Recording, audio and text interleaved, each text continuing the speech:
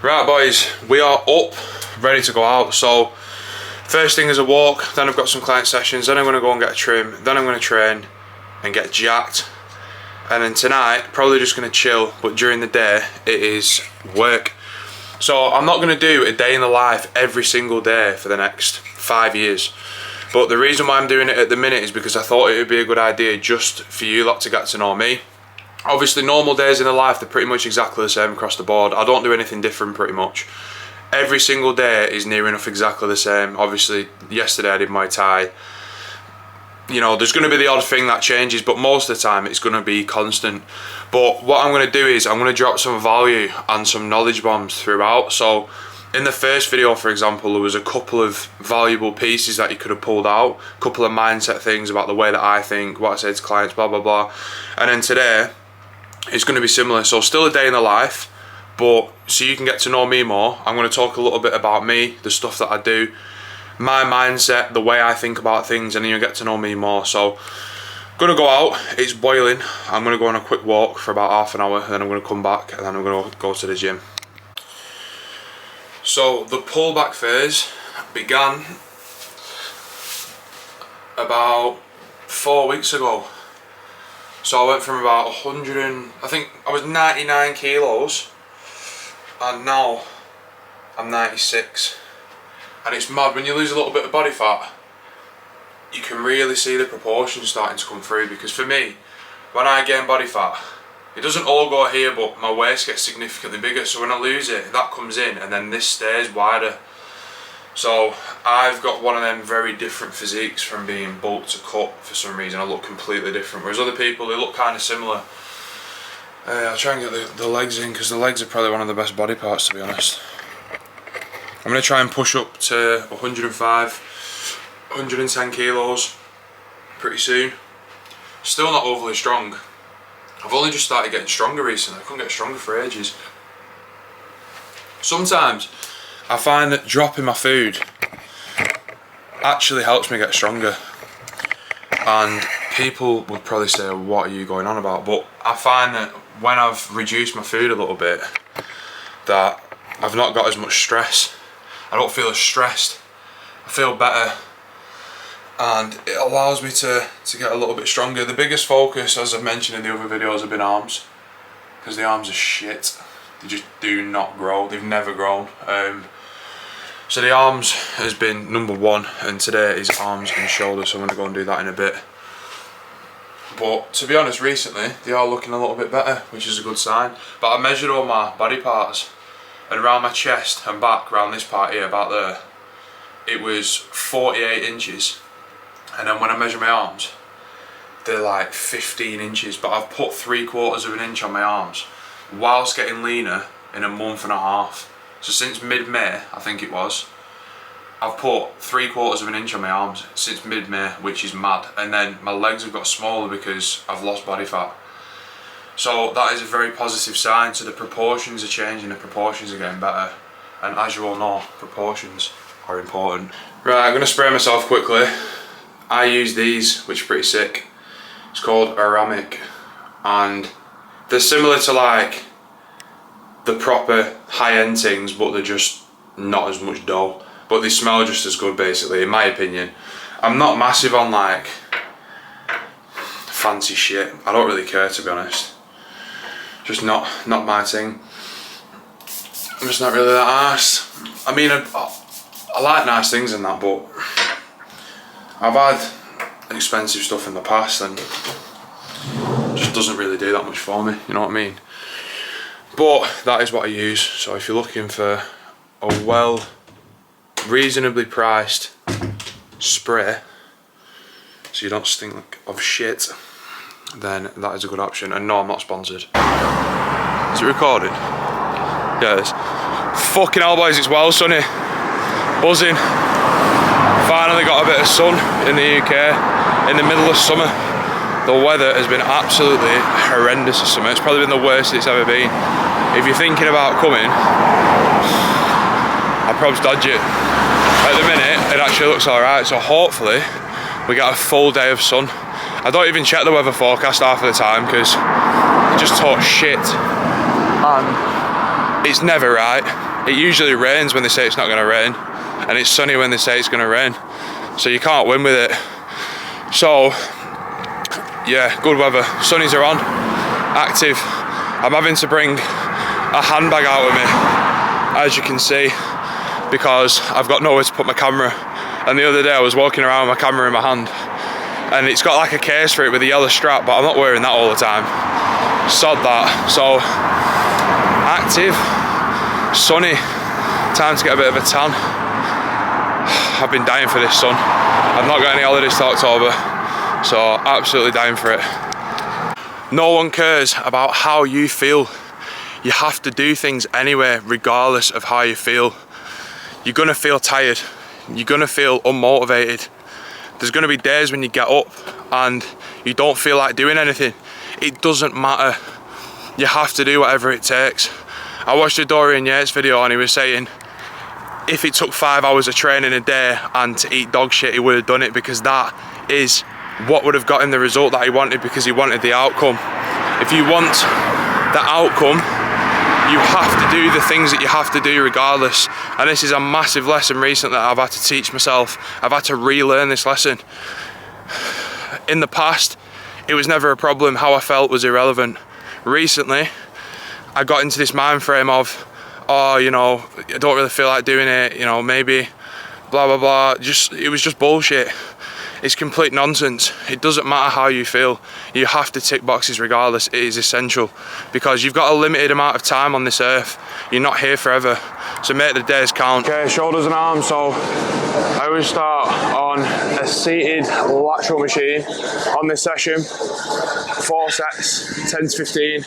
Track all the weights in my phone, because you need to make sure that you're progressively overloading as you go through. So last time I hit 32 for 4 sets, got 15, 15, 15, 12. Today I need to get at least 13 on the last set, which means I beat last time. So this was at a different gym, so the weights are going to be slightly different, but let's just see what we can do. So start on roughly similar weight. I'll do a warm-up set first, which is usually 6 to 8 reps. When you're doing your seated laterals, everyone fucks it up because they don't lean forward. You lean back like that. You want to lean in. You don't even need to grab the handles really. You can if you want. And then just come out to the side, control it, keep the weight off, and then back up. Just control the weight on the way down. So at this gym, the weights are a lot easier than at the other gym that I go to, so I'm going to go a little bit heavier than normal. However, I am still going to count that as a set, as it still was a decent intensity, and I've still got 3 more sets to do. So I'll class that as sort of like a first working set, but it's not a first working set in the sense of like it was really difficult. So I'm going to put it up slightly because we've still got 3 more sets to do. And the thing is that you're not saving energy. A lot of people say like, oh, you know, why are you saving energy set by set? And you're not. I think that a reps in reserve approach, set by set, can be good. So it might mean that set 1, you're 1 or 2 reps away from failure. And then as you go through the sets, you accumulate fatigue. You get more tired as you go through, rather than trying to fail on every single set that you do, because you're going to be putting the weights up and down, and if you're trying to hit a certain rep range, you're not really going to hit that rep range. So try and stick to the same weight if you've got the same rep range to work with, and then run with that same weight, and naturally as you go through, the reps will drop, but you only want to drop the reps to an extent. You're not looking to lose 5 reps for your next set, because even though intensity is important for building muscle, so is volume. Like when it comes to hypertrophy training, you still need to get an adequate amount of sets in. So I think there's a balance between it being difficult and also hitting enough sets. So when someone walks in front of your camera, stop complaining. You're in a gym. You've decided to film in the gym, and you know there's going to be multiple people in the gym. You can't expect people to dodge your camera if you're recording. So just accept that when you are recording, there's going to be people looking at you, there's going to be people walking in front of the camera, but that's just part of the parcel. So that was pretty close to failure. I'd say that was probably 1 rep away from failure, but when I hit my rep range, I do stop. And once I've hit my rep range, the top of my rep range on all my sets, that's when I go up in weight. But the key is to not go up in weight by too much. If you're doing 40 kilos and you put it up by 10 kilos, that's 25% extra on top of the weight you was using, which is a lot of extra weight. So just take it up gradually, do that for a year, do that for 2 years. You're not going to need to take a deload every week like a lot of guys do. They're taking rest days, deloads, because they're training like with slow eccentrics, pauses on every single rep, and they wonder why they're causing so much muscle damage and they can't recover from the training. That's the reason why, in my opinion. So I prefer continuous reps with control, keeping tension on the muscle, and being a little bit more explosive on the concentric, which is the hard bit. So on this, that'll be coming up, and then just doing a couple of seconds on the way down. I like training like that across the board, and that works the best for me out of every single thing that I've ever done. It's the only thing that has ever really worked. I've done other stuff, but I just don't get the same results out of doing it. I don't get a pump. I get really like mentally fatigued before I actually get a tired muscle. So if I'm in a hack squat and I'm doing a 3 or 4 second eccentric with a pause at the bottom, then I find that my mind is tired before my muscle. And the whole point of trying to build muscle is to tire a muscle. That's the whole point. And if your head's going before your muscle does, then that defeats the object of what you're trying to do. So in my opinion, there's nothing wrong with training like that if that's what you enjoy, if that's what works for you.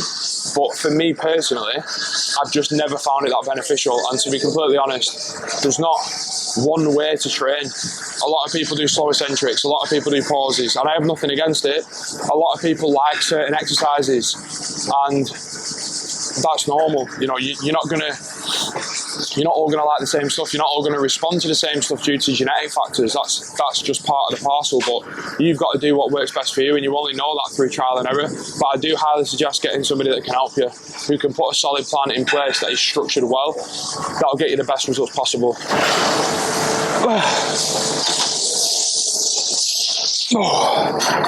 So that was complete failure. So that was my 3rd set, and now it's complete failure. Now the next one's going to be complete failure. I have to beat 12 reps. The weights are slightly different, but I have to beat 12 reps. I have to get 13, 14 or 15. And then once I've got 15, next session, I'll go up in weight. Mate, that is tiring. The only thing you've got to avoid is junk volume.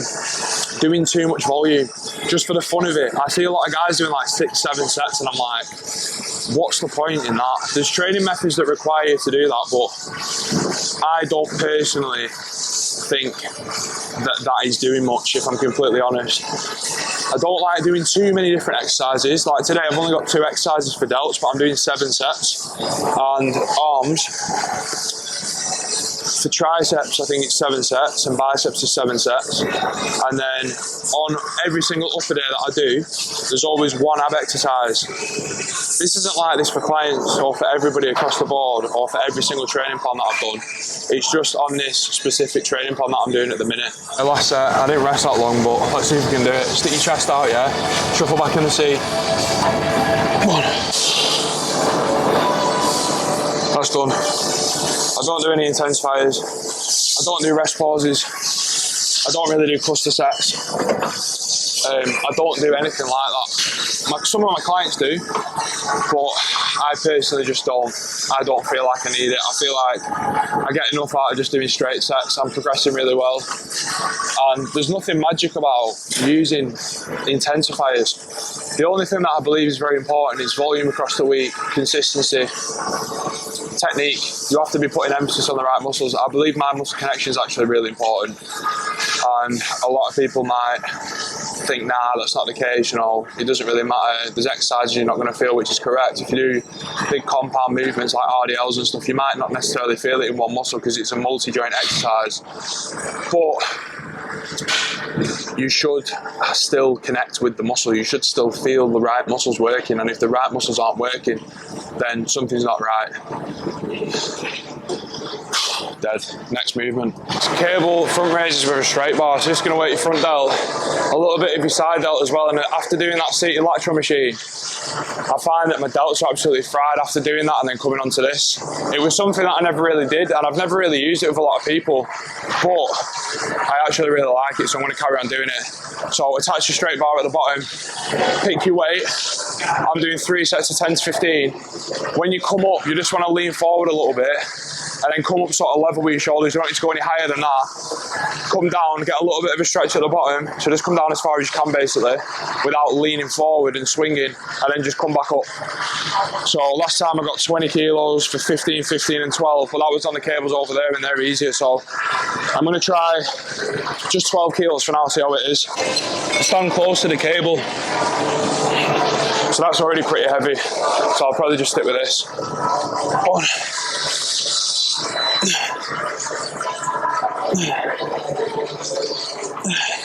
So no swinging, yeah?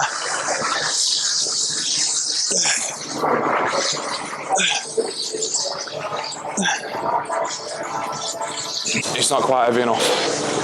I could go up a little bit. So I'm going to go up quite a bit from 12 to 17. It's a bit of a jump that because it's 2 weights above. Just don't go mega heavy on these. I don't really swing, nothing like that. And the shoulders seem to be growing, which is obviously what we want. So happy with how things are going at the minute. I'm going to carry on in this little pullback phase. I'm going to assess the physique and then potentially just push food back up because the original goal was to get to 110 kilos and I'm currently sat at 96, which means that I need another 14 kilograms before I do a full diet. So the next aim was 105, then I was going to do like a maintenance phase-ish, then I was going to go up to 110. Because the thing is, right, when it comes to gaining weight, you've got to pile on a significant amount of weight first. Obviously, you know, you don't just want to get fat, which is why we do these little maintenance and pullback phases. But the aim is, I'm out of breath. The aim is to just put as much size on as possible in that time, and then you can gradually, you know, you can start dieting once you put on a lot of size.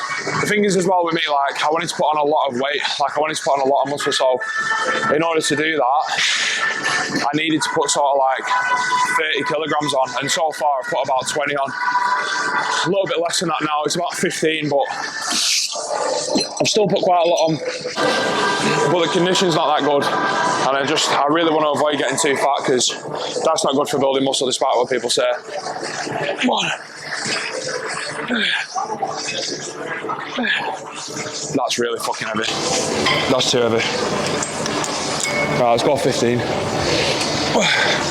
I'll just carry on the set.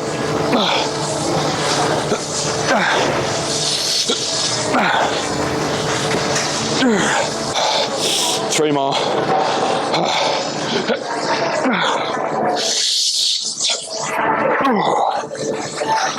One more.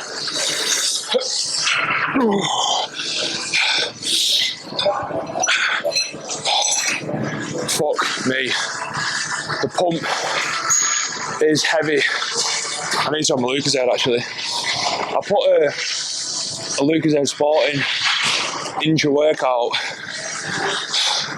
because I needed some sugar in a session for the extra energy. So I pulled out some food at a different time of day because as long as you're hitting your total calories and your macros for the day, that's all that really matters. So I pulled out some carbs elsewhere and then just chucked in a Lucozade Sport during a session just because I need some sugar. Like if blood sugar's low, which it is because I'm dieting a little bit, the extra sugar can help. How many carbs are in here? 15 for 250 mil. How many mils is it? 500. So it's about 30 grams of carbs. And usually I'll have like 20 to 40 grams of carbs intra, which I find works really, really well. But I'm not a massive fan of that cyclic dextrin or whatever it's called, which is like straight up carbs, because it just doesn't sit with me that well. It makes my stomach go a bit funny. It goes through me too fast. So I just prefer having a Lucozade Sport instead. And it's easy to get in. You can just buy a multi-pack and just take one of these out of your car every time you need it. Miles easier. gets into your system quickly as well, which is what it's designed for. It's designed for sports. Right, I'm probably going to go and do set 2. I'm blowing.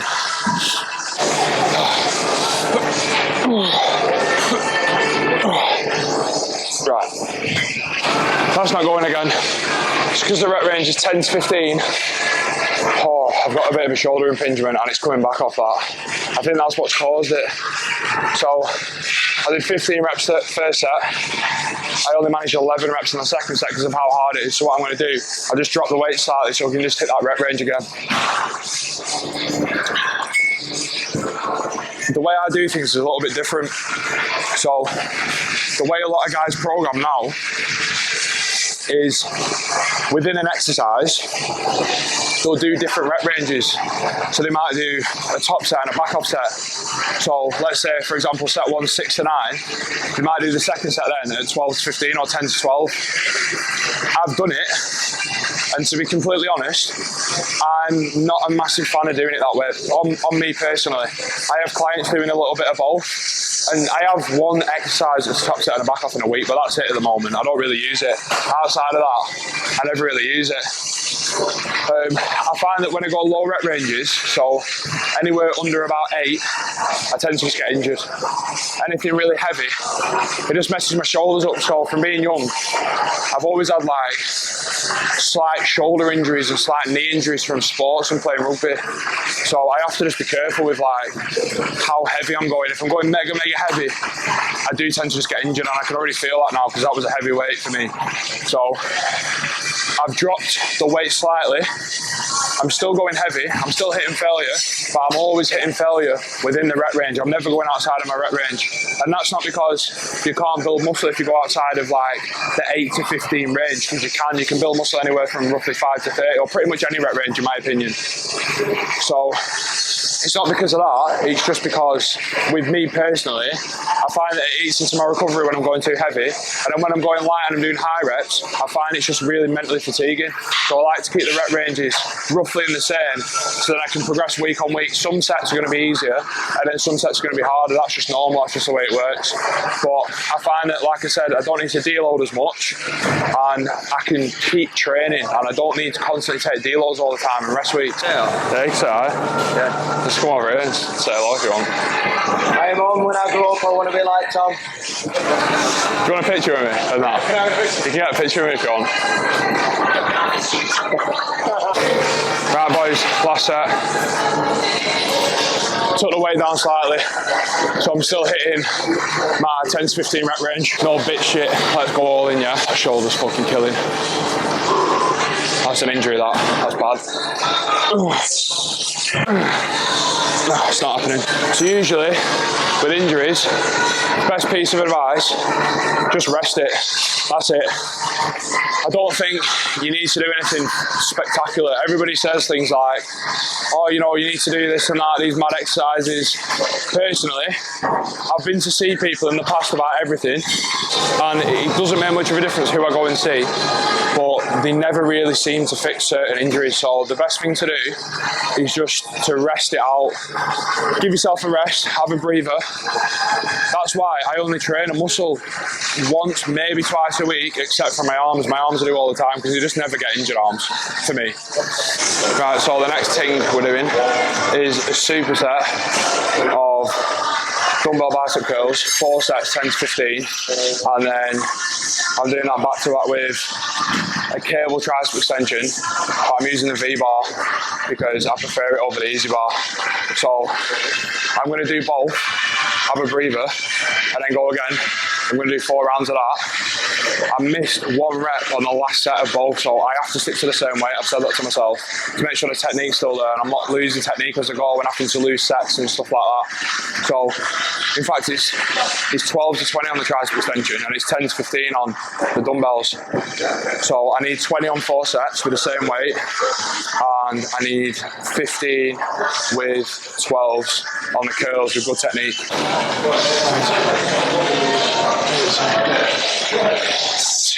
Alright, first set's pretty easy, but like I said, as I progress through the sets, it just gets harder and harder.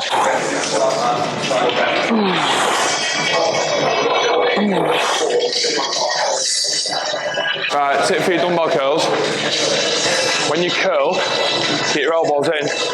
Everyone says keep your elbows back and then curl, but you can't shorten your bicep properly unless you bring your elbow forward. So as you curl, bring your elbow forward a little bit, but try to avoid your forearm being vertical. Because if your forearm's vertical like that and the weight's pushing down that way, there's no tension pushing that way, which is what you need against your bicep. So as you curl, elbows come forward a little bit so you can get a good squeeze. Control it, arms straight, and then back up. Do them that way, guarantee you'll get more out of it. I've looked at every single arm exercise possible because I can't grow my arms, as you all know already. So I have to be very, very precise with my arm training, because if I'm not, then I just won't grow any muscle. It's that simple. So out of every single thing that I do, my arm training is like the best thing that I do, because otherwise they'll just never grow. I'm going to stop recording here because the camera's probably going to die and I'm pretty short on time, so I'm going to do another video on the next exercises and then I'm going to leave it there. So I'll catch you soon.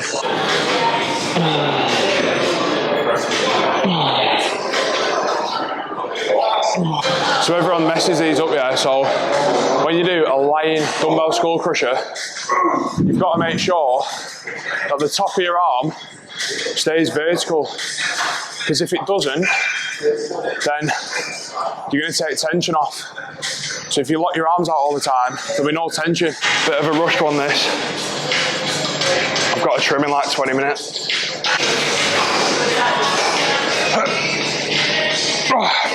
It's alright, don't worry about it.